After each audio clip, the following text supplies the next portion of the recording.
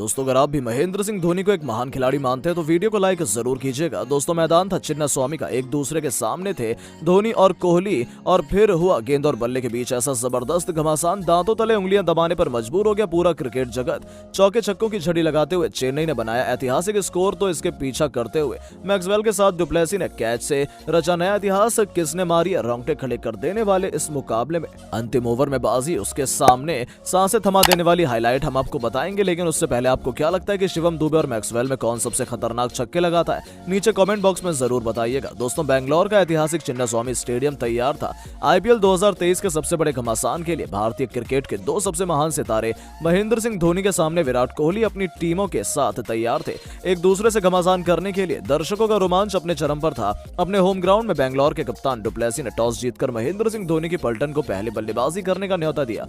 चेन्नई के लिए उनके दो सबसे खतरनाक खिलाड़ी ऋतुराज गायकवाड़ के साथ डेवॉन कॉनवे की जोड़ी रनों की बारिश करने के इरादे से मैदान में उतरी। होम ग्राउंड तो बेंगलोर का था, लेकिन स्टेडियम में पीला समंदर उमड़ा हुआ नजर आ रहा था। शुरू से कॉनवे ने आक्रामक अंदाज में बल्लेबाजी करनी शुरू कर दी, लेकिन दूसरी तरफ मोहम्मद शमी ने टॉप गियर में चल रही चेन्नई को 440 वोल्ट का झटका दिया। उन्होंने ऋतुराज गायकवाड़ को अपने जाल में फंसा लिया। ऋतुराज 6 गेंदों पर मात्र 3 रन बनाकर वापस लौट गए। ये चेन्नई को बहुत बड़ा झटका था। उनके आउट होने के बाद बल्लेबाजी करने आए अजिंक्य रहाणे, जिन्होंने बेंगलोर की खुशियों को आते ही मातम में बदलना शुरू कर दिया और कॉनवे के साथ मिलकर ताबड़तोड़ बल्लेबाजी करने लगे। पावर प्ले के अंतिम ओवर में रौद्र रूप दिखाते हुए 2 खतरनाक चौके, एक गगनचुंबी छक्के की बदौलत अजिंक्य रहाणे ने इस ओवर में कुल 15 रन बटोरे और 6 ओवरों में अपनी टीम को 53 रनों तक पहुंचा दिया। इन दोनों के बीच एक बेहद ही मजबूत पार्टनरशिप हो गई थी।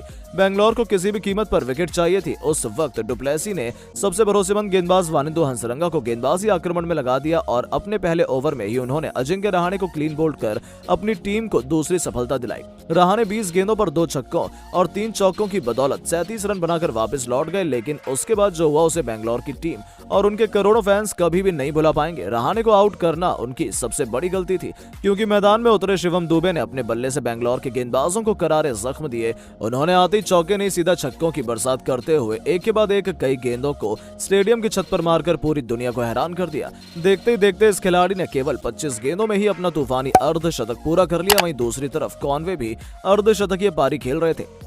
इन दोनों ने अपनी खौफनाक बल्लेबाजी से बेंगलोर के खून के आंसू रुला दिए। कॉनवे बहुत तेजी से अपने शतक की तरफ बढ़ रहे थे, लेकिन 83 रनों पर वो जल्दबाजी कर बैठे और हर्षल पटेल ने उन्हें चलता कर अपनी टीम को राहत की सांस दिलाई। अपनी इस पारी के दौरान उन्होंने 6 छक्के तो वहीं 6 चौके जड़े थे। यहां से अचानक से मुकाबले ने करवट ले ली। शिवम दुबे भी कॉनवे के पीछे 27 गेंदों पर 5 खौफनाक छक्के और 2 गेंदों पर 52 रनों की पारी खेलकर लौट गए। उन्हें पार्नेल ने अपना शिकार किया और यहां से चेन्नई लगातार अंतराल पर विकेट गंवाती रही। अंबाती रायडू 6 गेंदों पर 14 रनों की पारी खेलकर आउट हुए, तो रविंद्र जडेजा भी 10 रन बनाकर चलते बने। मोइन अली ने अंत तक अपनी टीम के लिए लड़ाई लड़ी और 9 गेंदों पर उन्होंने 19 रन बनाकर अपनी टीम को 20 ओवरों में 226 रनों के ऐतिहासिक स्कोर तक पहुंचा दिया था।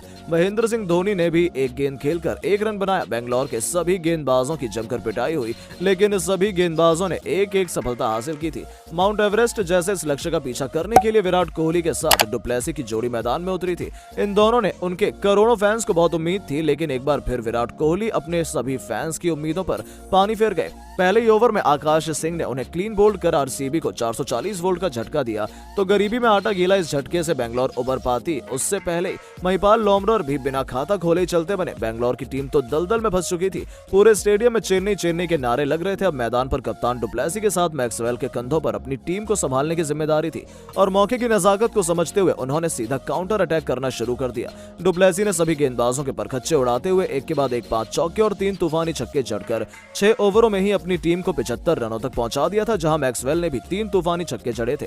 ऐसा लगा था कि बेंगलोर शुरुआती झटकों से उबर चुकी है और उनकी पारी रॉकेट की रफ्तार से आगे बढ़ रही थी। तेज गेंदबाजों की जमकर पिटाई होते देख धोनी ने अपने तुरुप के इक्के जडेजा का रुख किया और स्पिन गेंदबाजों ने आते रनों की रफ्तार में थोड़ी लगाम लगाई, लेकिन ये दोनों खिलाड़ी रुकने का नाम नहीं ले रहे थे। 8 ओवरों में इन दोनों ने तूफानी रफ्तार से 93 रन बना लिए थे। ये दोनों बेहद घातक बल्लेबाजी कर रहे थे। ऐसे में ये मुकाबला भी अंतिम ओवर तक जाएगा, जहां कोई भी टीम बाजी मार सकती है। लेकिन दोस्तों, आपको क्या लगता है कि बेंगलोर और चेन्नई में कौन सी टीम प्लेऑफ में जाएगी? नीचे कमेंट करके जरूर बताएं और ऐसी शानदार खबरों के लिए चैनल को सब्सक्राइब जरूर करें। धन्यवाद।